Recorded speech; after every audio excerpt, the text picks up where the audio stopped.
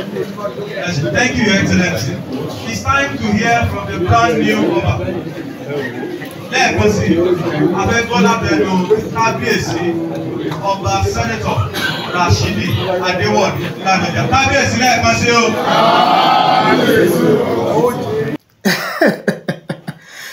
Omi tuntun ti rú nìbàdàn, ẹja tuntun sì ti wọdò, ìtàn míì tó ti kọra rẹ̀ o nílùú Ìbàdàn lónìí ọjọ́ ajé ọjọ́ Monday ọjọ́ 12 oṣù kẹjọ ọdún 2024 ní déédé ọjọ́ tó pé oṣù kan tí kábíyèsí ọba Owólabí Akínlóye Ìgè Ọlákùlẹ́yìn first tí a bá gbadé tí wọ́n gbọ̀pá àṣẹ gẹ́gẹ́ bí Olúbàdàn ìkẹtàléníogójì nílẹ̀ Ìbàdàn. Tẹ́ ẹ bá gbàgbé, tẹ́ ẹ bá rántí wípé ọjọ́ 12 oṣù keje ọdún 2024 yìí ó ní ọba Owólabí Ọlákùlẹ́yìn ni wọ́n gba adé, ni wọ́n gbọ̀pá àṣẹ gẹ́gẹ́ bí Olúbàdàn tuntun nílẹ̀ Ìbàdàn. Ìtàn míì ti wá kọra rẹ̀ nílẹ̀ Ìbàdàn lónìí ní ààfin kábíyèsí ọba Owólabí Akínlóye Ọlákùlẹ́yìn ààfin Olúbàdàn tilẹ̀ Ìbàdàn tuntun, ọ̀tún Olúbàdàn tilẹ̀ Ìbàdàn Rashidi Adéwọ̀lú Ládọjà. Bàbá ti gbadé o, bàbá ti gbọ̀pá àṣẹ, bàbá ti gbàwé ẹ̀rí gẹ́gẹ́ bí ọba nílẹ̀ Ìbàdàn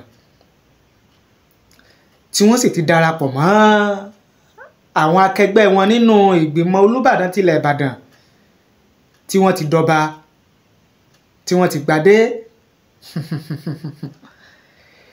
Iléeṣẹ́ Otasansan TV amójúwa débẹ̀, amójúwa tó, gbogbo bí ètò yẹn ṣe lọ sójú wa ló ṣe o, tí mo sì láyọ̀ láti sọ fún yín pé a kà sílẹ̀ tí ẹ sì gbọ́ bí nǹkan ṣe lọ.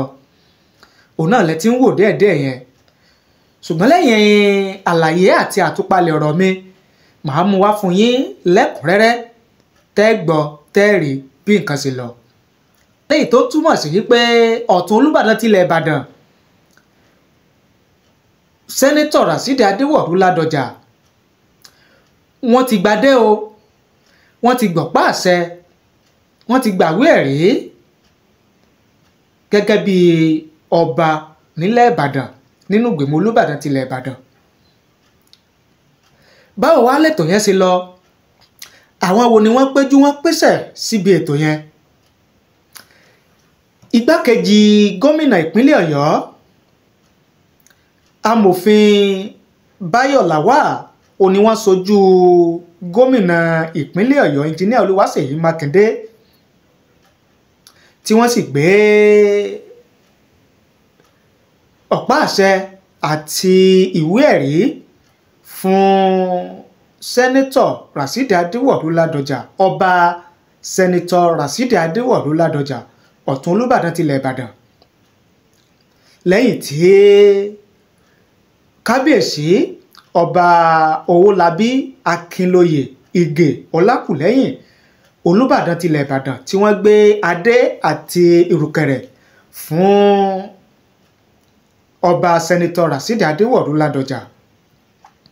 Inú àwọn èèyàn dùn, ara àwọn èèyàn yá, èrò ẹsẹ̀ ògbèrò, torí pé èrò pọ̀ àfi bíi omi ńlẹ̀rọ ṣe rí, débi wípé téèyàn bá ṣe mistake tó bá ṣubú tà èèyàn fẹ́ẹ̀ lè mọ́ rí èèyàn yọ, torí pé èrò ti pọ̀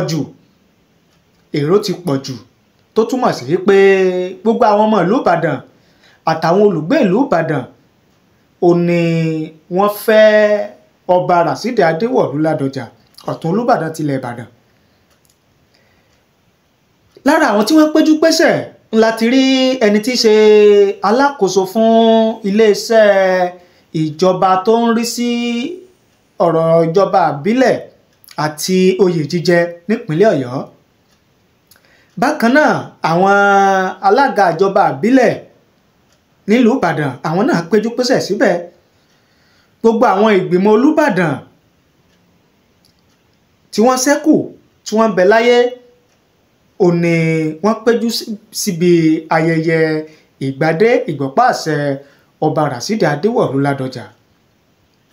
Ààrẹ mùsùlùmí gbogbo ilẹ̀ Yorùbá àti Ẹdó àwọn náà wà ńbẹ̀, tó fi mọ́ ẹni tí í ṣe ààrẹ gbogbogbò fún gbogbo ẹgbẹ́ ọmọ bíbí ìlú Ìbàdàn, Central Council of Ibadan Indigene, President General amòfin Ajéwọlé Adéníyì àwọn náà wà ńbẹ̀. Aṣojú ìyálóde ilẹ̀ Ìbàdàn àwọn náà wà, tó fi mọ́ bàbá lọ́jà àti àwọn ìyá lọ́jà.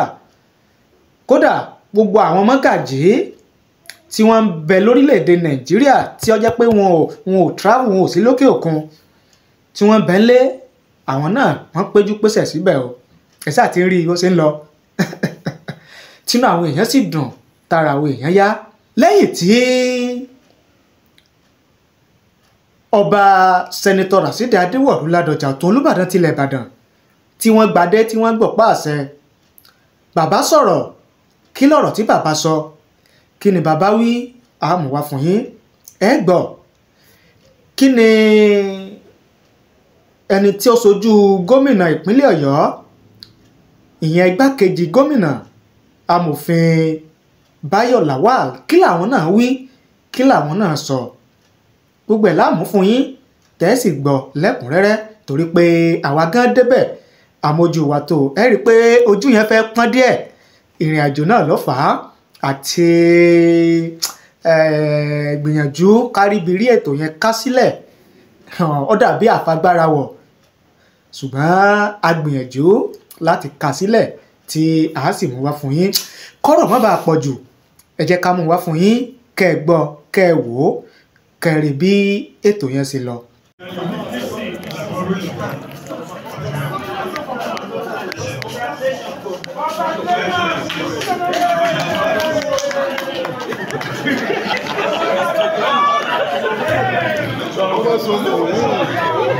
Ó kí gbogbo àwọn orí adé tó wà ní ayẹyẹ lónìí. Ayẹyẹ ìgbọ́pá àṣẹ fún bàbá wa ọlọ́lá jùlọ olóyè sẹ́nétọ̀ Rasidi Adéwọ̀lú Ládọjà.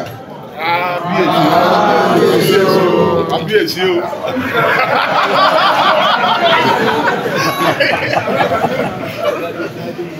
Ẹ jẹ́ kí n fi àsìkò yìí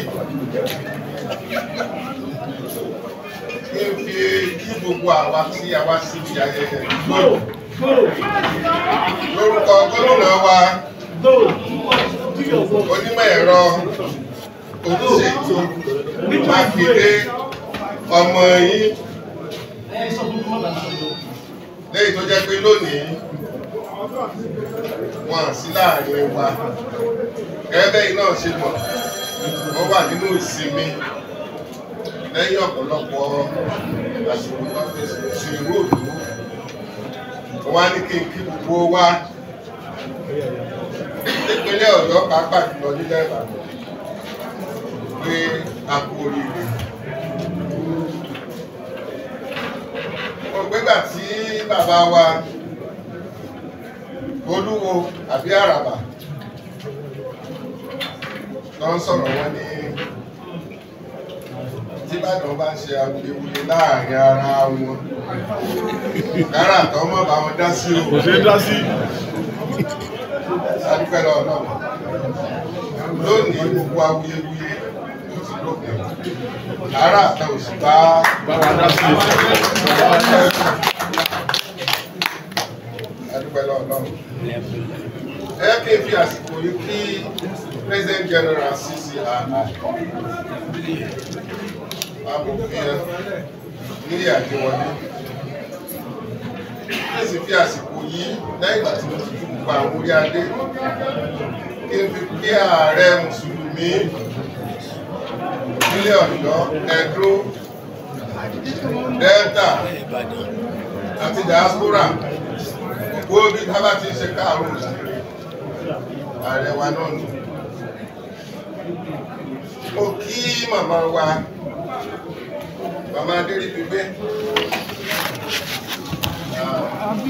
mo kí yín a kú oríire ọjọ́ òní oríire náà yóò máa ń kalẹ̀. Wọ́n á kí bàbá Oyèrò àwọn ọmọ ìjọba jẹ ìlú Ìbàdàn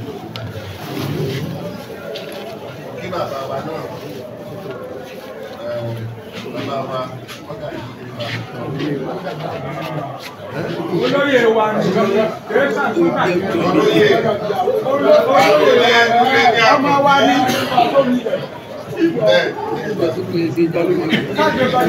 gbogbo àwa ọ̀dọ́ káwá síbi ayẹyẹ lónìí ó kí gbogbo wa pé àti òkèèrè wọ́n á dá òmìnirí ọjọ́ òní bàbá lọ́jà mo ní kí mo kẹ́yìn náà á dá padà sí ọ̀dọ́ bàbá wa sẹ́nitọ́ R.A. Ọba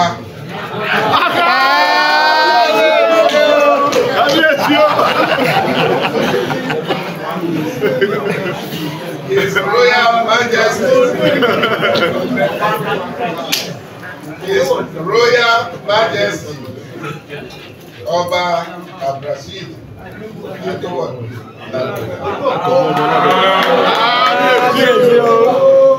ẹ bá mi ṣe kábíyèsí rẹ̀. Kábíyèsí o. Gómìnà ní kí n kí yín púpọ̀. Ẹ̀yin náà sì ní pé láàrin ọ̀sẹ̀ kan sí méjì sẹ́yìn àwọn nǹkan kan ṣẹlẹ̀ ní kíákíá tó ṣe jẹ́ kí ìgbésẹ̀ tá à ń gbé ní ọ̀sán yìí kó ṣe é ṣe. Àbíyàn dúpẹ́ lọ́wọ́ Ọlọ́run bá ìlú Ìbàdàn la ṣe ti lọ sí ìlú olókìkí ni ìlú ọlọ́lá ni ìlú àwọn gbajúmọ̀ tí ìlú Ìbàdàn bá ń tòrò bó sì ti ń tòrò Ọlọ́run ó sì jẹ́ ọmọ tòrò lọ. Àṣẹ. Àgbàgbọ́ pé ilẹ̀ Yorùbá ń tòrò tàbí bẹ́ẹ̀ kọ́ ni lónìí ọjọ́ ìdùnnú ni ọjọ́ òdìjẹ́ fún gbogbo wa l'Ọ́yọ́ State and in particular here in Ìbàdàn. Ó tó jẹ́ kí n sọ àwọn nǹkan tí mo sọ sí kábíyèsí wa Ọba Abdulrasheed Adéwọ̀lú lábẹ́ èmi tí mò ń sọ̀rọ̀ sí ìṣàjèjì sí wọn àwọn pàápàá kì í ṣe àjèjì so inú mi wá dùn pé ayẹyẹ gómìnà fún mi ní àǹfààní láti ṣe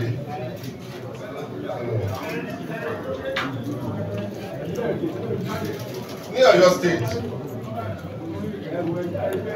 a gbàgbọ́ pé ká bá máa tẹ̀síwájú àwọn ìyípadà díẹ̀ a máa wà nínú àwọn àtìmọ́ ṣepọ̀ wa. So part of it is what we are doing today. We want the royalty, monarchy to be very well founded and well established, especially in Ọ̀yọ́ State.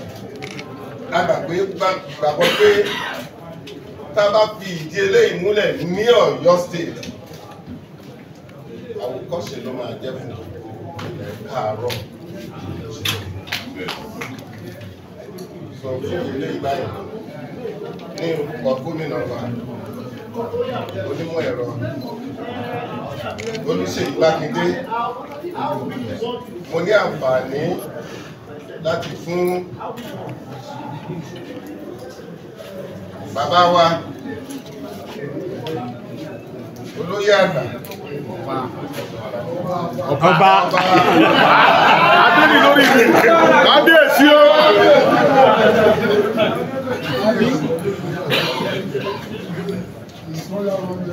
His Royal Majesty Ọba Abdulrasheed Adéwọ̀lú. kábíyèsí o. And this is the instrument of office. And it's in accordance with the chieftaincy declaration of Olubadan. And I will read so that it will go on record. I will not just give the certificate to him, I will read to the hearing of everybody here present, particularly the media and press people. Conferment of ownership on Ọ̀tún Olúbàdàn Ìbàdàn by His Imperial Majesty Ọba Kílóyè Owólabí Ìgbìọlákùlẹ́yìn kábíyèsí o. the Olúbàdàn of Ìbàdàn.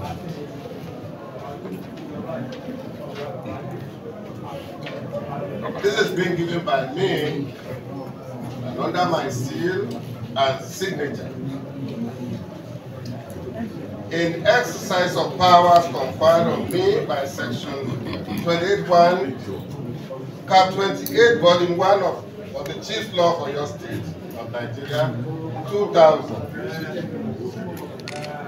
and any other powers in that behalf, I confer on you the title of His Royal Majesty Ọba Senator Rasheed Adéwọ̀lú Ládọjà, the Ọ̀tún Olúbàdàn of Ìbàdàn. Given under my hand and public seal of Oyo State of Nigeria, this 12th day of August, year 2024. Thank you very much.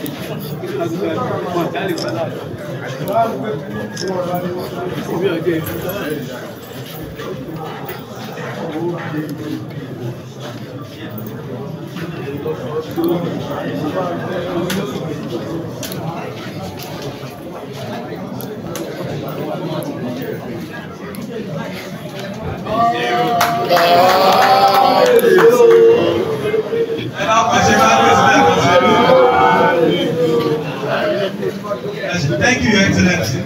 It's time to hear from the brand new Ọba. Lẹ́ẹ̀kan sí, Abẹ́gbọ́lá Bello Kábíyèsí Ọba Sẹ́nẹ̀tọ̀ Rasheed Adéwọ̀lú Ládọjà. Kábíyèsí lẹ́ẹ̀kan sí o.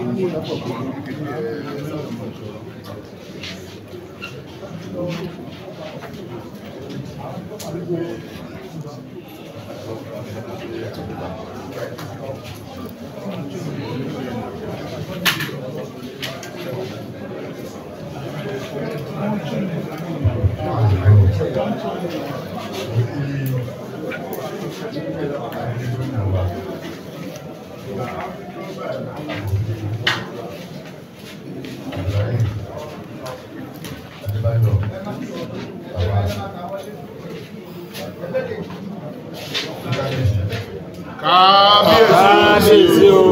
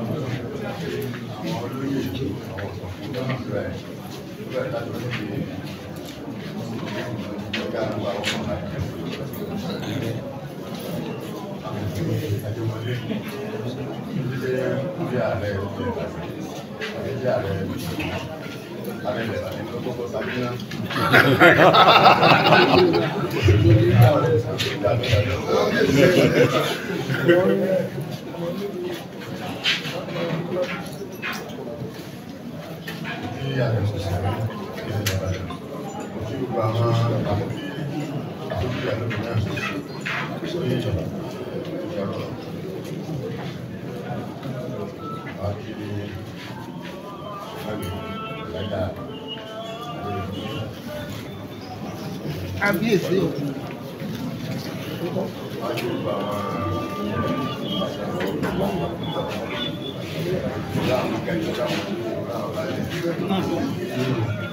Kábíyèsí.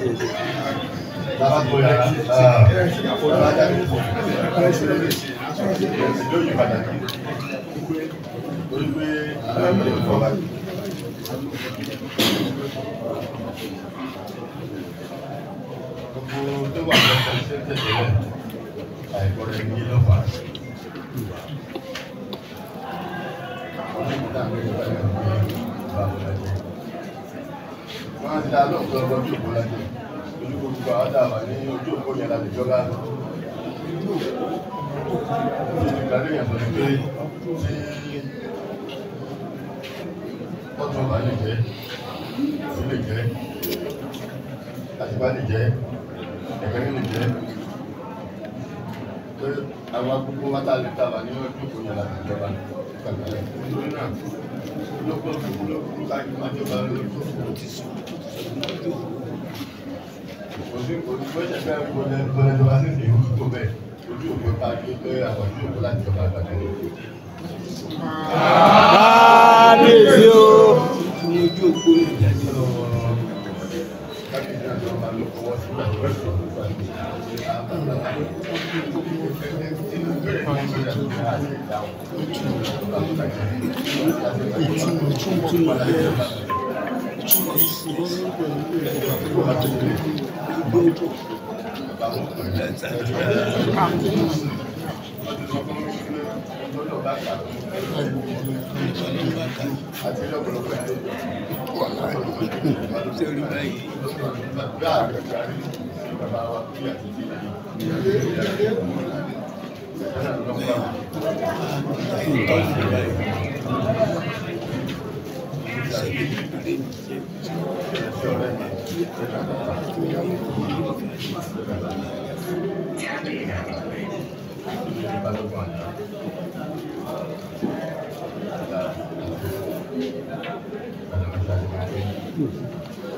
láti rẹ̀ ti fún àti ń bá ara bọ̀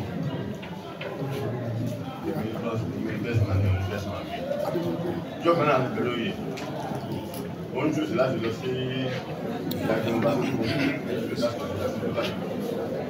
ẹni pé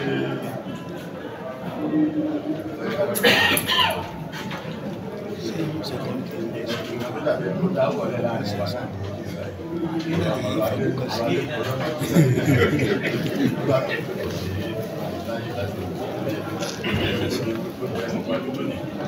lóye yìí náà òye yìí o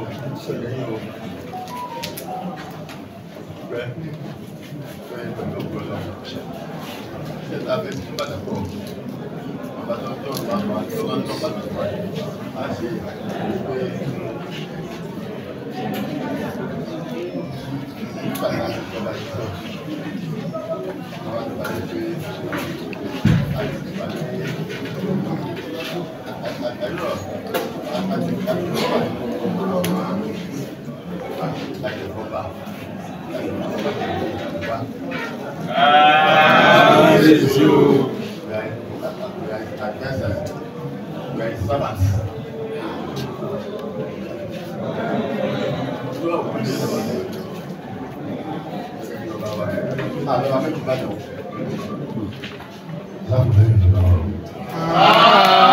Kábíyèsí o.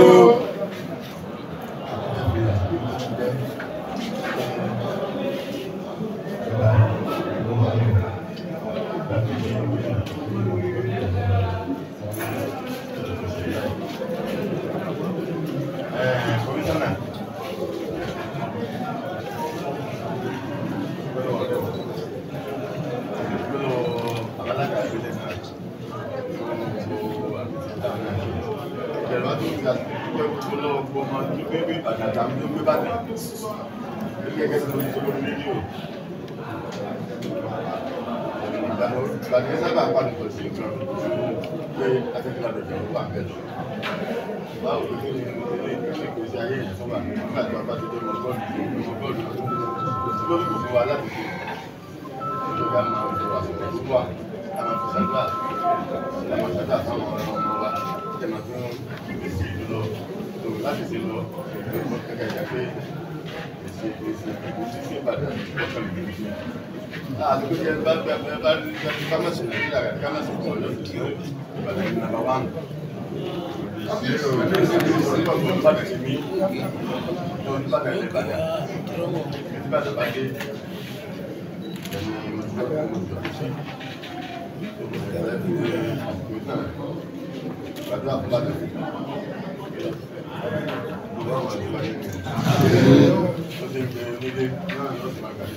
Àṣẹ. Ẹ̀dáwé ọ̀rọ̀ ọmọ ọ̀sẹ̀ lóde ọ̀sẹ̀ sùn lóde ọmọ sùn náà.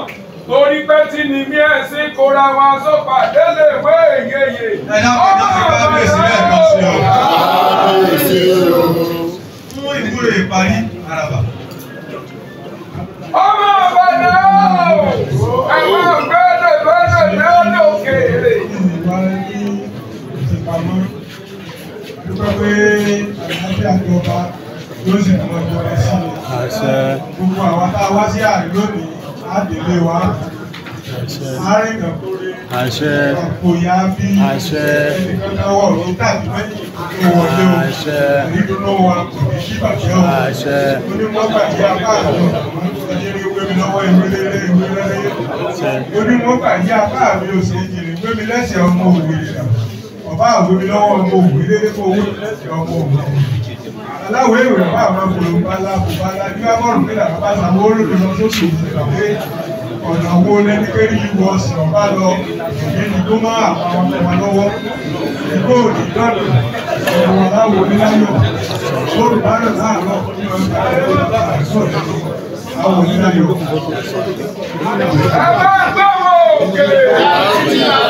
Lábíàsí o, kẹ̀kẹ́ láyé, kẹ̀kẹ́ láyé. Kẹ̀kẹ́ láyé, kẹ̀kẹ́ láyé, kẹ́bọ́wọ́ ló bá, kẹ́bíbò ló bá, kẹ́bọ́lá ló bá. Excellencies and royal fathers, it's your right honor, right contribution to those ẹja ya fọ́tò ìparí.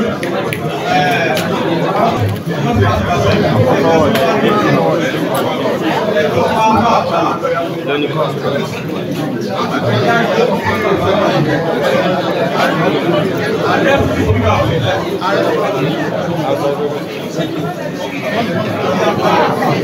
you.